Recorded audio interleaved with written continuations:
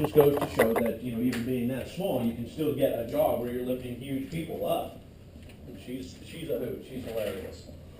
All right, so blood vessels and circulation. Now, blood vessels and circulation go hand in hand with what we've already been talking about.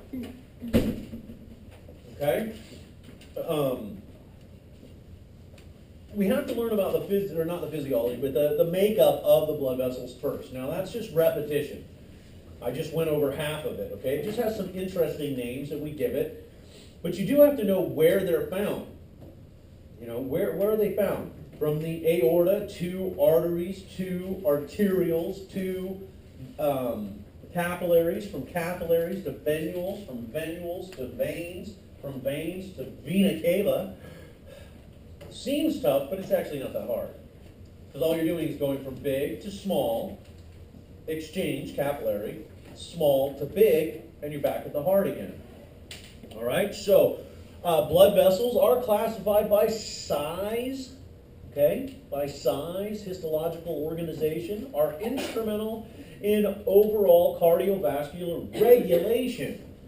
So basically, it's a whole bunch of water hoses, okay? Different size. So think about the different sizes of water hoses we can have, okay? So you have to think this way, because if you don't, you're going to get overwhelmed by what it's asking you, okay? So think this way.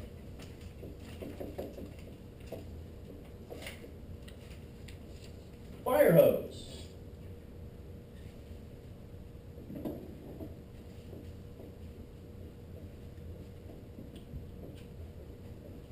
Garden hose.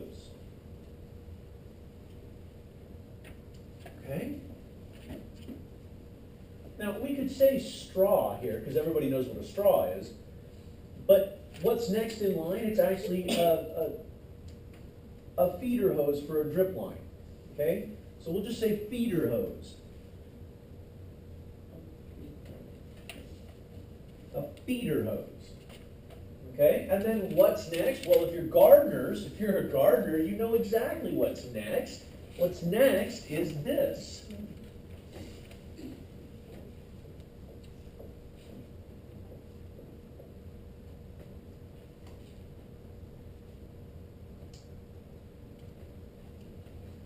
Soaker hose.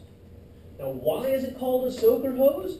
That's because by the time the water gets from your house all the way through the hose, it gets to this soaker hose. The soaker hose has thousands of little tiny holes in it. And so the water does this, soak out to the plants. Well, the plants are your tissues. So literally what's happening is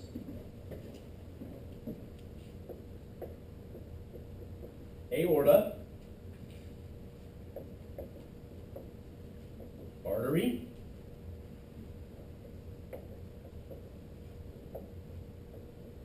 arterioles,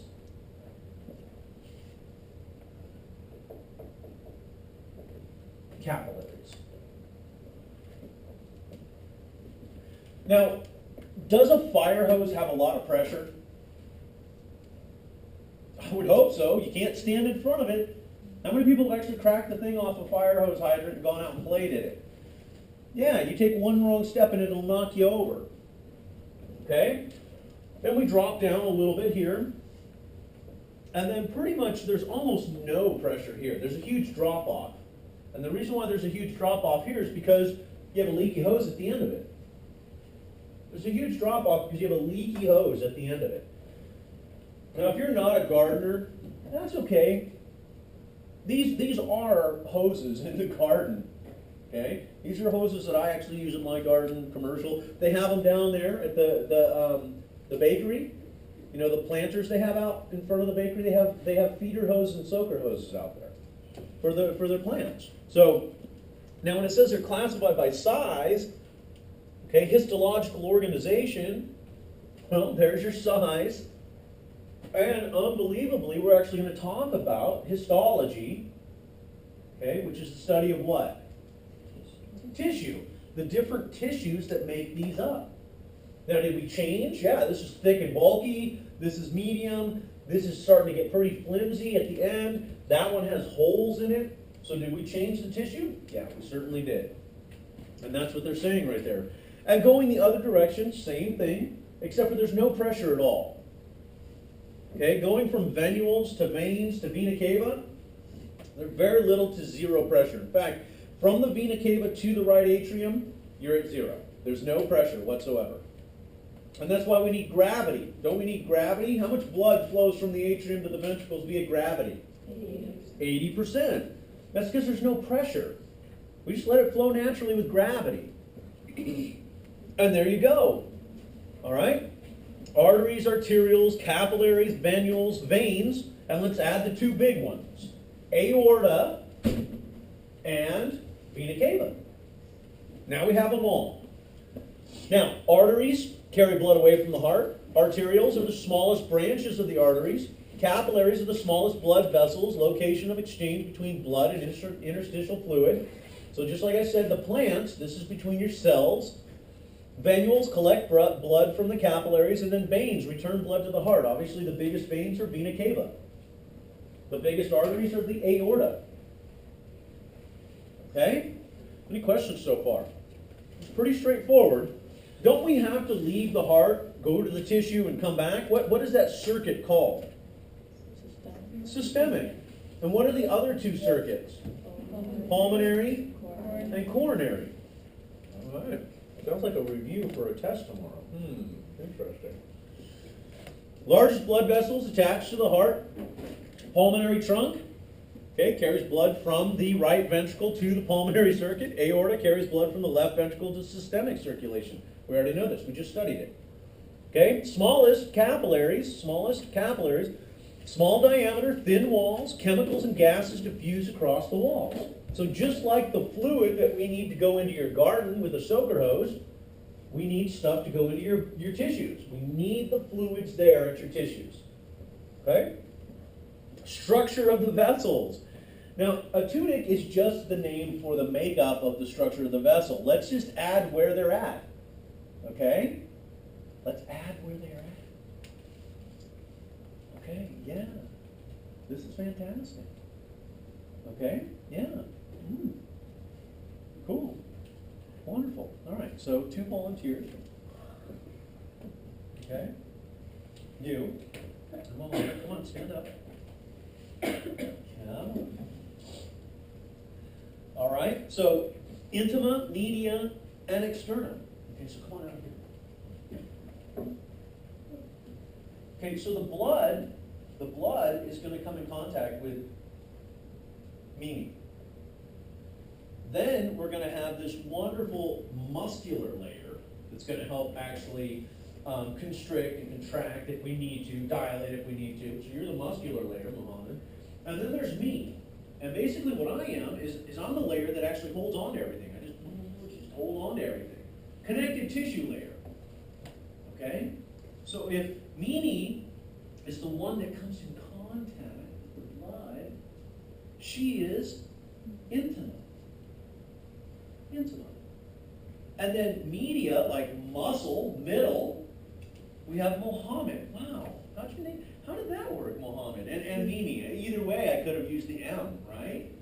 And then extera. We're talking about the outside layer that actually engulfs the entire blood vessel. So, intima. Hi, intima. Hi. Yeah, trying to get it to work. She's like, whatever. I don't want to be intima. Okay? Media, muscle. Boy, flex the guns. Come on. Nice. And then externa. I'm going to circle the whole thing. Okay?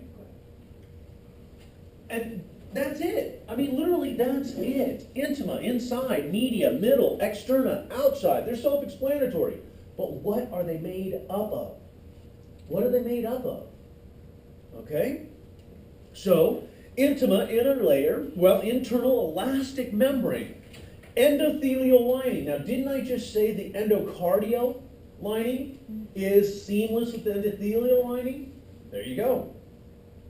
It's seamless. In fact, it's so seamless, the only reason why we changed the name is because of its location. We changed the name because of the location. Endocardial, heart. Endothelial, blood vessel. It's exactly the same thing, it's just its location. In the arteries is a layer of elastic fibers in outer margin of the tunica intima. So seamless flow. Media, well, middle layer, contains concentric sheets of smooth muscle. So when you think of smooth muscle, just think of Muhammad. Be like, smooth muscle right there. And he'll be like, gun show. Okay? Binds the inner and outer external elastic membrane of the tunica media. Separates the tunica media from the externa, you think? There's got to be a covering there. It's going to separate the two. And then externa. Now that was me. Okay?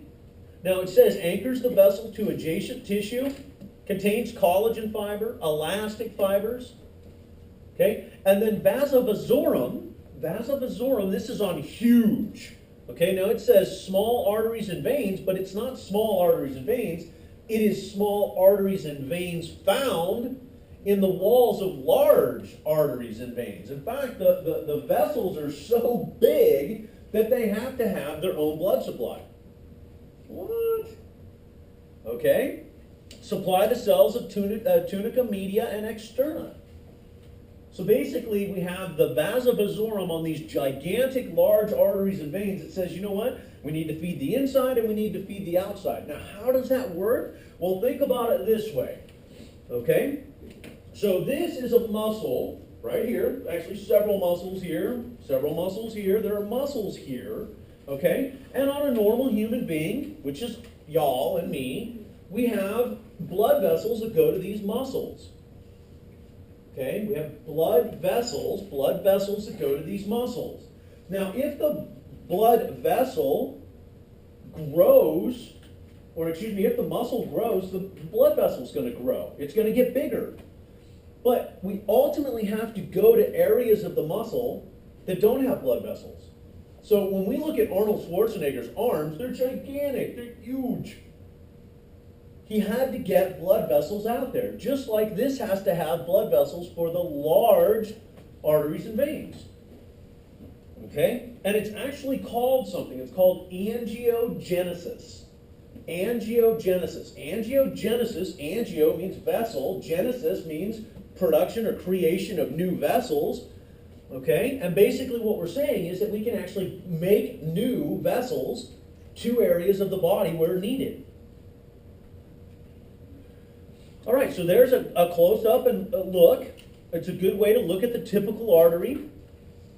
Elastic, endothelium, external elastic membrane, internal elastic membrane, smooth muscle. So it really shows you where everything is. Now notice the externa up here.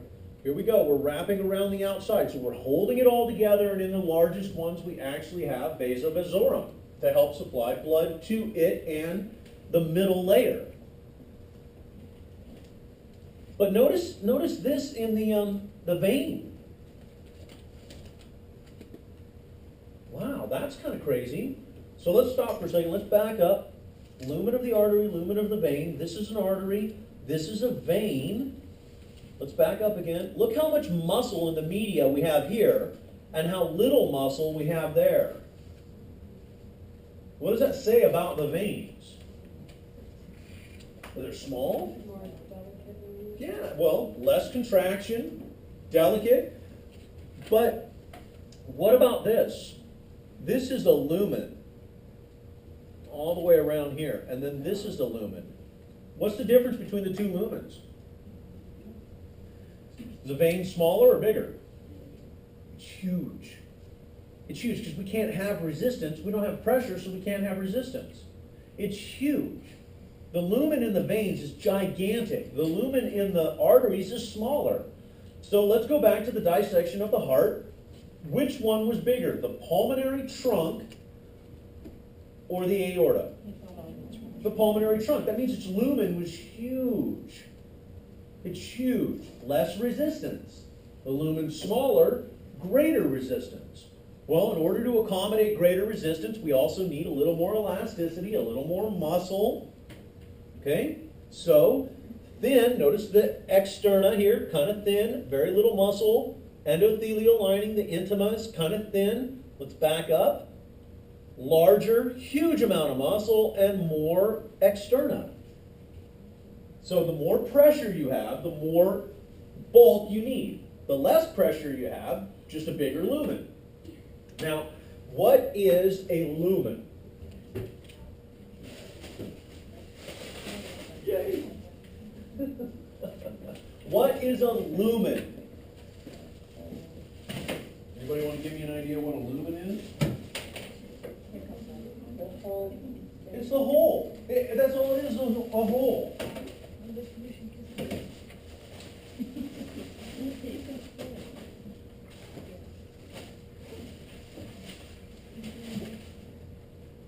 Let's try this out.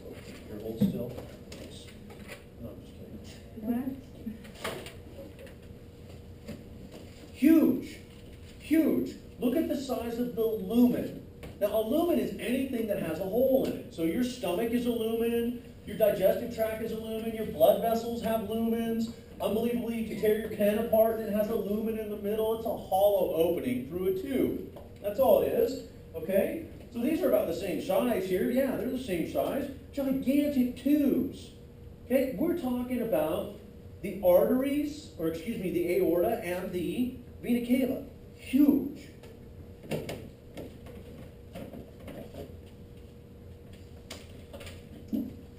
And we're talking about arteries and veins. Okay?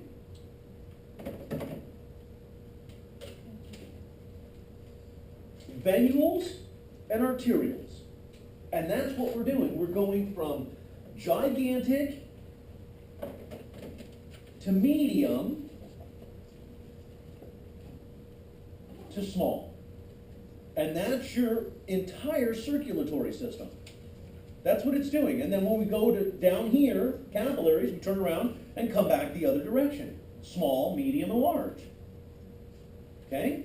And a lumen is just a hole in the tube. That's all it is. All right? Now, this is all the stuff that I used. I had a demonstration at Bellevue, and I haven't had a chance to set it up here yet. But basically what it is I can hook it to this, and I can turn the water on, just like that, and that's kind of normal. So if I put the big tube over this, what do you think will happen? Just kind of flow normal. Not a lot of pressure, not a lot of anything. What if I put the medium tube over this? What happens? Yeah, it starts shooting out a little bit more precise, a little more pressure. What if I put this tiny little, tiny, super tiny tube over the end of this? Let's see, let's try it. No, I won't. Yeah, it'll shoot all the way across the classroom, and I've actually done that before on accident. I was hooking it up, and the student said, turn it on now. And I was like, no. And she's like, clunk. And literally, the hose was like, and sprayed 4 students. Because there was so much pressure in this tiny little hose. Yeah, but how can that fit in there? How can it fit in where? Oh, I have a special adapter. Oh, okay. Right. Okay, so this one, clearly, look at that. It's bigger than the actual nozzle. Yeah. So if I turn it on right now, whoa, nothing. Okay? And then I put the next one on, it's going to be a little more pressure. Bless you. And then I put this tiny one on. How much pressure do I have? A lot of pressure. Okay? So, this is a good visual, a good way for you to look at it. Now, I've been trying to build something with red dye in it, so it circulates, so you can actually see the slow, little more pressure, lots of pressure. And then when we go into the area with the capillaries, if it's a leaky hose, is there any pressure? No. No, very little to no pressure whatsoever. So if it's a leaky hose, yeah, nothing's going to happen. So this is what they're talking about. With the lumen being big like that, there's less pressure, okay? And we don't have a lot of muscle, which means it's just the bigger the lumen, the less resistance. We don't want as much resistance on it. Okay? So the difference between the two. Now this is a question on a test. It's a compare and contrast. You'll have to write it out, so you might as well be prepared. The difference between an artery and a vein. The difference between an artery and a vein. So arteries and veins run side by side. Arteries have thicker walls, have higher blood pressure. Collapsed arteries has small, rounded lumen. Okay, veins have large, flat lumens. vein lining contracts, artery lining does not. Okay? Artery linings fold, arteries more elastic, veins have valves. Veins have valves. So literally, if this is a vein returning back to the heart, going uphill, we actually have little valves in here. So the blood goes up and sets on the valve, goes up and sets on the valve, goes up and sets on the valve. Because it doesn't have any pressure, it needs a place to stop for a moment. Okay?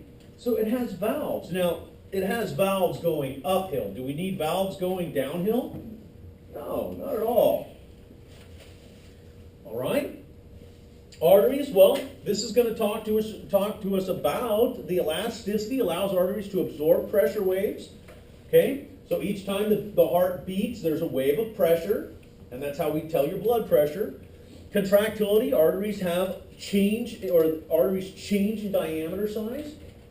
Okay? So if you have high blood pressure, what do your heart and arteries want to do? What does the heart want to do if you have high blood pressure? What does your heart want to do if you have high blood pressure? You want more pressure if you have high blood pressure? No. So what do you want? This, you know what? This is a test question. Tomorrow's a test. If you have high blood pressure, a large amount of pressure, what do you want your heart to do? Slow down. Watch. There's normal pressure. If I put this on here, we now have high blood pressure. What do we want the heart to do? Slow down to that. So it reduces the amount of pressure in here. What do we want this tube to do, which is your artery? Dilate to accept the amount of blood that's coming, to reduce the pressure. So what do we want your heart to do with high blood pressure? Slow down. What do we want your arteries to do with high blood pressure? Dilate. And that's what they're saying. They can vasoconstrict or vasodilate. Per how much pressure, how much blood, how much volume. Okay?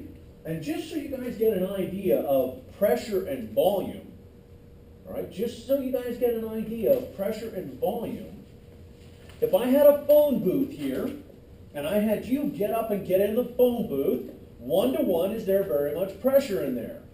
No. If I have you, and you all get in the phone booth with her, how much pressure is pushed against her? Pushed against the walls, pushed against the phone booth? A lot. More makes more. All right. So, vasoconstriction, the contraction of arterial smooth muscle by the ANS. Okay, autonomic nervous system. Vasodilation, the relaxation of arterial smooth muscle, enlarging the lumen. So let's relax the smooth muscle. Now we can take the pressure. So if we have low blood pressure, what does your heart and blood vessels want to do? You want the heart to speed up and the vessel to constrict. Good. Vasoconstriction and dilation. Well, what is it going to do? Well, if you have a small diameter blood vessel, it's going to affect afterload. How much effort did it take you to push this door open when I was standing there? Imagine me being vasoconstriction. Now she's got to get out and I'm constricting. It takes more effort. Afterload. It takes more effort to get it out there. Okay? Peripheral blood pressure. All right? And then capillary blood flow. How well do the capillaries flow? Okay? So if we have good movement through the capillaries and there's no problems, we're good to go. So vasoconstrictions, they can actually affect all of this. If the blood vessel on the other side of the SL valve is like this big and it's not constricted, that means afterload is reduced. But if it's this big and it's constricted, afterload is increased. It takes more effort to get through that SL valve. Okay? And we're talking about the left ventricle and the aorta right now because it's the systemic circuit. We're not talking about the lungs, we're talking about left ventricle and aorta. Okay? So arteries, from the heart to the capillaries, arteries change from elastic arteries to muscular arteries to arterioles. So Muhammad was a muscular, I was an elastic, and Mimi was just a little arterial. Just a little arterial. Okay? So muscular in the middle, elastic on the outside, arterioles, intima on the inside. Elastic arteries, also known as conducting arteries. Now this is good to know because this is a test question when we get to this. Elastic, conducting, large vessel, pulmonary trunk and aorta. Okay? Elasticity evens out pulse force. So the heart beats and it does this. Okay. The heart beats and okay. Not a big deal. Okay, so it's a conducting artery. Muscular, well, also called distribution arteries. Distribution, okay, are medium-sized. Tunica media has muscle cells. So guess what? Distribution. We want some to go over here as opposed to over there. So constrict a little bit here so less goes over there. Dilate over here so more goes this way. So if you just eat a meal, you want your blood to go to your stomach, not to your legs. So we'll constrict down a little bit into your legs, dilate in your stomach, and all the blood will go to your stomach. Distribution. And then arterioles, they don't get much. Sorry, Mimi. Okay, they are small, they have little or no tunica externa, have thin or incomplete tunica media, so really nothing, just nothing. Arterioles, mainly intima. Okay. Artery diameter, well, here we go. Small muscular arteries and arterioles change with sympathetic and endocrine stimulation. Constricted arteries oppose blood flow. Constricted arteries oppose blood flow. Can I get a lot of blood through here? No. Can I get a lot of blood through here? Yeah. And that's what they're saying. Arterioles are also known as resistance vessels. Resistance vessels. Now we're talking about resistance. How much effort does it take to get through? Well, if we have a blocked SL valve, a lot of effort, don't we? If we have high blood pressure, a lot of effort. If we have plaque buildup, a lot of effort. Okay? But there's arterioles, there's resistance vessels. We're going to have a lot of resistance down there because they're tiny. An aneurysm. Out of nowhere, but an aneurysm. Here you go. Okay, a bulge in an arterial wall is caused by a weak spot in elastic fibers. Pressure may rupture the vessel. So it's got a weak spot, excessive pressure, kerpow, it blows. Kind of like your tire on your car. You wear it out, you wear it out, and you wear it out, and one day it bulges and pop. You're done. There you go. Compare and contrast between them all. Woohoo! There's a perfect example of compare and contrast. Okay? We do have some fenestrated and continuous capillaries, and we'll talk more about those when we get to them. Here's your veins. Okay, venules, look how tiny they are. Medium-sized veins, and then large veins, also known as superior and inferior vena cava. Arteries, well, aorta, artery, arterioles. Now capillaries, we'll get to these, but there are fenestrated capillaries and continuous capillaries. Okay, it's how much material can get through them. How much material can leak out of these capillaries. They're meant to be leaky. There's our soaker hose over there. They're meant to be leaky, so how much can leak out? Capillaries are the smallest vessel, thinnest walls, microscopic capillary networks, permeate all active tissue. Capillaries function, location of all exchange functions of cardiovascular system. Now, if you've ever been to the bodies exhibit and you look at that person where they take all the or the arteries and capillaries out of the person and put it in the glass, have you guys seen that? How many people have seen that? Pretty amazing. It basically looks like it goes from a tube to a sponge from the capillaries. The capillaries look like this thin network of like spongy material. It's amazing. So it gets to every tissue. Okay? Capillary structure, well, endothelial tube inside thin basement membrane. No tunica media, no tunica externa. Diameter is similar to a red blood cell. One red blood cell. So it was no surprise that in class I said what? The red blood cells had to line up, turn sideways, and walk through the capillaries. Because they're exactly the same size as the capillaries.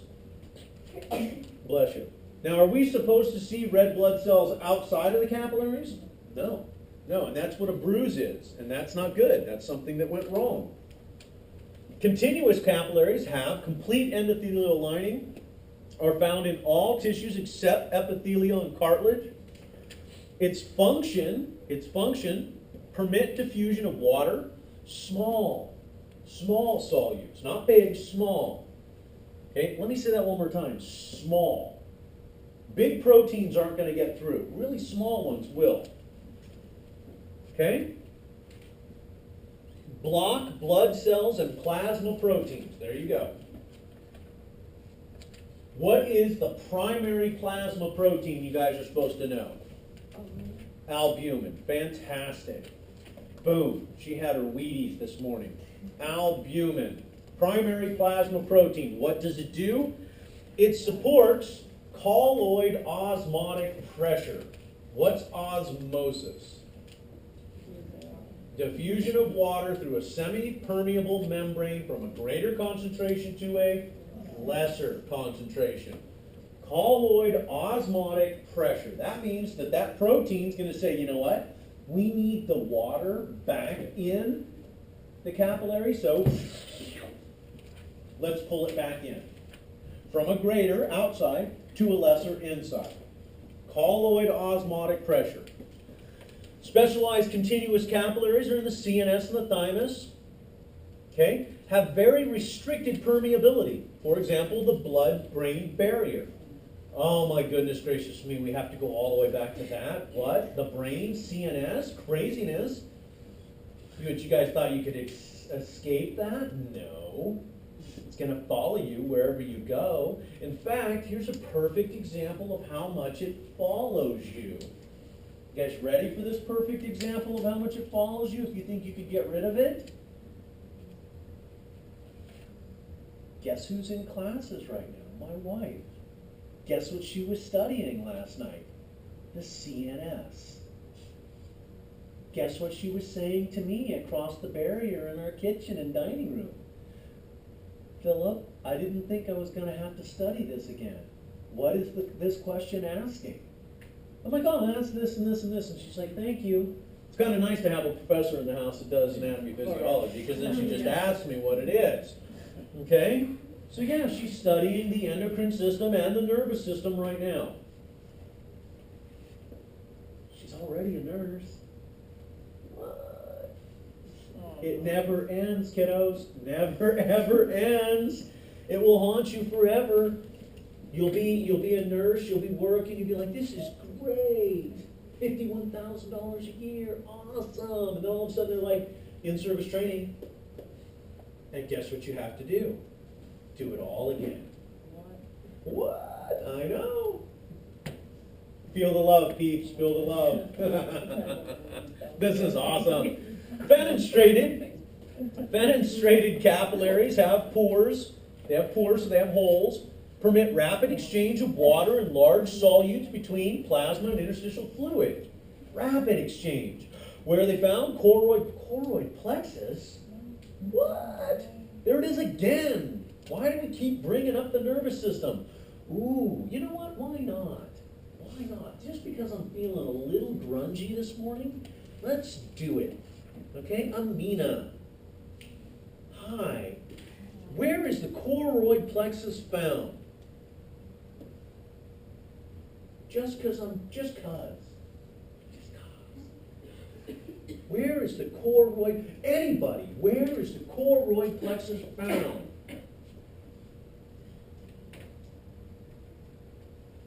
Ooh. Now that's just one thick brick wall we just hit. Like, blam! So let's see if this rings a bell. Lateral and fourth ventricles. What does the choroid plexus produce? It circulates around in the brain. Cerebral spinal fluid. What is the name of the cells that helps produce and circulates the cerebral spinal fluid? Epidymal cells. Wow, look at that refresher. And you guys are like, no, please go away. It's a bad dream. Put your shoes on. There's no place like home. There's no place like home. I know. Who would have thought that you guys are going to get a review on the nervous system? Endocrine organs. Well, we just went through that. Kidneys and intestinal tract we haven't gotten to yet. So if you thought 241's over, I'm done, I don't have to remember it. Wrong answer. Right, Louisa? Let's move on. Sinusoid. Sinusoid. Well, it's a little bit different. Liver, spleen, bone marrow, and endocrine glands. Now, liver and spleen, we had a whole bunch of stuff going on with the blood. Okay? Okay, permit free exchange of water, large plasma proteins between blood and interstitial fluid. Okay? Phagocytic cells monitor blood and sinusoids. Macrophages. We have macrophages in the liver. What are macrophages? Big eaters. Yeah, you bet. So they're huge, and where they're found, liver, spleen, bone marrow. Well, let's do this. Blood, blood, blood. Yeah. Okay? Some differences between the different capillaries. There's the fenestrated. Notice the sinusoid. Look how big these gaps are over here. That's some pretty craziness right there. Lots of stuff can move in and out of that. All right, as opposed to these two, it's a little bit different. We do have some gaps, some fenestration, some pores. So small solutes can go through, but not large ones. Ooh, that's awesome. Look at that gigantic gap. Yeah. Capillary beds, well, capillary plexus, connect one arterial and one venule. Now, arterial and venule, O-L-E means small thing. U-L-E also means small thing. Literally, that is the definition for it, small thing. It's a suffix. Okay, it's a suffix and it means small thing. So we're just taking the word in front of it and saying it's a small artery or a small vein. That's all it means. Okay, pre-capillary sphincter, guard the entrance to each capillary, opens and closes, causing capillary blood flow in pulses. It guards it. Now, I don't want to necessarily say it guards it, but you know what it does? Okay, so we've got 4 here, we've got 5 here, okay, we've got 3 here, we've got 4 here, and we've got 4 here. So which one of these capillary beds do you think needs more blood right now?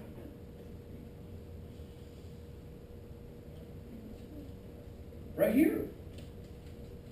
Right? What about this one? Yeah. So 5, 5, 3, 4, 4. So you're going to constrict down. You guys are going to constrict down a little bit. You guys are going to constrict down a little bit. You guys are going to constrict down a little bit. Where do you think the blood's going to flow now? Because we need more right here. I'm not saying you're not going to get any. You will. But there's more here. So we need more here. So pre-capillary sphincters are going to say, you know what? We don't need as much. We haven't been using as much. We're going to just squeeze down a little bit. We're still going to get some. But these guys here are going to do this. Bam! And they're going to get a lot more. Because there's 5 here and 5 here, they're using more oxygen. They're creating more CO2. They need more nutrients. There is more waste. So they're going to dilate. you guys are gonna constrict down and they're gonna get the bulk of the blood flow. 3, sorry 3, you guys kinda got the short straw on that one. All right? Check it out. There we go. So areas that need more, we're going to constrict down. So here's our precapillary sphincters right here. Okay? Notice the blood's coming in. Okay? Here's a precapillary sphincter right here. Okay? Precapillary sphincter here, precapillary sphincter here. So if we constrict here, can we go by? Wow, look at that word, anastomosis. What does that mean? Yeah, it's a bypass. It's a collateral. Remember that word collateral that kind of threw a bunch of you off? Like, what's collateral? Collateral. Isn't that what I have to put down to buy a new house? Collateral? Right? Yeah, collateral. Additional. Additional. So we can actually shut the whole area off. We can shut the whole area off, or we can shut little areas off and let the blood flow where we need it. If this area doesn't need anything, we'll shut it all off and let it flow over here. Just bypass the whole thing, anastomosis. If it does need it, but only right here, then we'll shut this one off and we'll come in over here. Where do you need it? Okay, so everybody do this. Put your hand up, your right hand up. Okay, right? Now, leave your one finger up and then start exercising. Come on. Come on. So what needs it more? The finger that's exercising. Okay, now everybody go like this.